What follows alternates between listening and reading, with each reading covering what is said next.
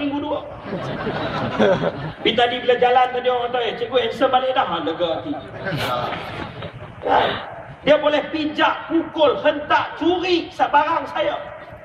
Tapi saya bagi tahu saudara, dia boleh pukul ramai anak muda saudara. Saya dalam lori tu saya tengok ada budak kecil je. Dia umur besar lah tapi badan dia cukup kecil. Nak turun lori dia pegang saya. Saya dah meleleh-leleh darah, dia pun meleleh-leleh darah, hidung, telinga, mulut semua berdarah. Dia pegang saya, dia kata apa? Cikgu kena kuat. Cikgu kita kena sumpah cikgu. Saya tak pernah turun demonstrasi. Inilah kali pertama saya turun. Tapi saya sumpah dalam hati saya kata, dia boleh pukul, dia boleh hentak kita, tapi dia tak boleh usik semangat kita untuk lihat UMNO dan Barisan Nasional ini. Ni anak-anak muda, ini semangat anak-anak muda Malaysia sekarang ini. UMNO kena faham, kamu bukan berdepan dengan keadilan, kamu bukan berdepan dengan PAS, kamu bukan berdepan dengan DAP. Pusingan kali ini, kamu akan berdepan dengan kebangkitan rakyat Malaysia. Yang kita nak cerita bersih ni apa? Bersih ni ialah senarai pemilih. Bersih satu, orang tanya apa kejayaan kita. Bersih satu, kejayaan kita jelas. Dulu dia dah senarai pemilih yang sama tahun 2004 bang. 2004 itulah senarai pemilih yang membawa kepada 2008. Kita boleh kena tipu macam 2004. Tapi persoalan bila ratus ribu rakyat turun ke jalan raya Kuala Lumpur, SPR reserve penipuan sedikit dan hasilnya keputusan inilah yang kita nikmati sekarang. Kenapa kita buat bersih dua? Bersih dua bila kita tengok penipuan ini tidak langsung dihentikan. UMNO dan Barisan Nasional tak belajar langsung daripada kekalahan 2008. Kita turun bersih dengan tuntutan kita yang jelas. Apa hasil bersih dua? Najib pergi England, Queen, apa nama ni? Raja Queen Elizabeth pakai serba kuning, serara atas bawah kuning. Najib sakit kepala. Orang bagi bunga ke airport, dapat bunga kuning. Najib sakit kepala. Bagi Australia, makan malam, sirap kala kuning. Najib sakit kepala.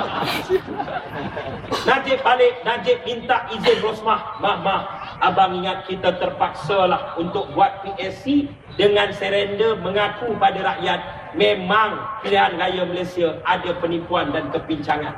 Membuat jawatan kuasa parlimen adalah kejayaan rakyat bila Najib mengaku memang ada kesalahan dalam pilihan raya. Maka kita hantar Azmin, hantar Anthony Look, hantar Dr. Hatta, panglima kanan kita. Untuk apa? Untuk masuk dalam PSC. Tapi bila nak bentang report, dia nafikan hak Dr. Hatta, Azmin dan Anthony Look. Dia tergajang calon kita 3 orang. Dia buat laporan, baik. Kita proses dulu laporan mereka. Serangga tahu dalam laporan PSC sebut apa? Bukan laporan kita, laporan utama mereka.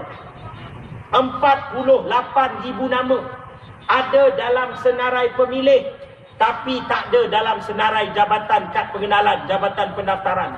Gila ke tidak? Sera bayang, nak pergi SPR mesti ada kad pengenalan. Macam mana boleh masuk?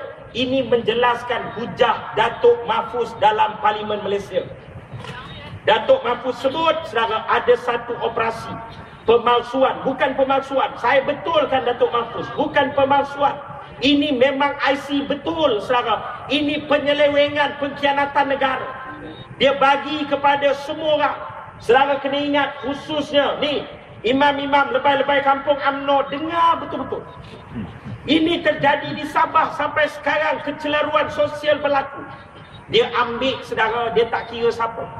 Ambil rupa nampak macam Melayu sikit, dia bagi kad pengenalan Bumi Putra Islam Melayu. Nama Hartono daripada Medan, Indonesia, tidak semestinya Islam. Ingat Icuk Supriarto, ingat tokoh-tokoh pemain badminton yang daripada Indonesia, tak semestinya dia Islam, saudara. Namanya tak berbeza. Tapi bila sampai sini, tak ada interview, tak ada apa, kad pengenalan keluar macam tu saja. Dia bagi, saudara, orang bukan Islam, kad pengenalan Islam. Saudara bayangkan 3 keturunan selepas ini, kemungkinan keturunan kita akan bertemu jodoh dengan Islam tak pasti. Apa akan jadi dengan negara? Kita marah dengan China, kita marah dengan India. Kepada orang India dan China, kena dengar, kamu kena pertahankan negara ini kali ini dengan bersungguh-sungguh. Inilah satu-satunya negara kamu. Orang India kena dengar, kamu sudah tidak ada Kerala mau balik. Kalau kamu balik Kerala, orang Kerala tak kenal kamu. Maka kamu beranak selama di Bukit Mentajam. Bukit Mentajamlah tanah air kamu. Kepada orang Cina, kamu dah tak ada Tongsan lagi nak balik dah. Balik Tongsan, orang Tongsan tak kenal you lagi. Kamu beranak di Pulau Pinang. Pulau Pinanglah tanah air kamu. Kepada keseluruhan masyarakat Melayu, kita kena ingat, memberi keadilan kepada orang lain itu sebenarnya dituntut oleh agama. Apa orang Cina minta? Orang Cina minta ruang perniagaan tanpa rasuah. Hilangkah Melayu kita? Apa orang India minta? Orang India minta hak pendidikan. Orang India minta sampai anak dia dapat 8A di Rembau, Taman Tengku Jaafar. Dia dapat 8A, saudara, dia tak ada tempat nak pergi. Saudara, kalau kita bagi keadilan kepada mereka, tidak akan menghilangkan Melayu kita. Malah Melayu akan lebih dihormati. Mereka akan lebih kukuh berpayung bersama dengan bangsa Melayu sebagai entiti utama dalam negara Malaysia. Saudari yang saya hormati sekalian, kerana itu, dalam isu Skopin saya sentuh sedikit saja dalam isu Skopin. Sekarang perbicaraan sedang nak peringkat pengurusan kes akan dibicarakan. Najib tidak boleh lari lagi kali ini kerana telah didedahkan ada 3 dokumen. Satu dokumen telah didedahkan, pendedahan dengan jelas, fax daripada Jabatan Perdana Menteri, minta maaf, daripada Kementerian Pertahanan melalui Kementerian Luar, dihantar kepada syarikat DSNS, syarikat pembekal kapal selam, yang minta harga kapal selam dinaikkan supaya komisen boleh dibayar melalui Razak Baginda. Sah surat ditandatangani oleh Najib Tun Razak. Dia tidak boleh lari dalam bab ini. Dia boleh elak, dia boleh apa, tapi kena ingat, kita tak ada perjanjian ekstradisi dengan Perancis. Perancis tak boleh datang sini tangkap Najib, tak boleh.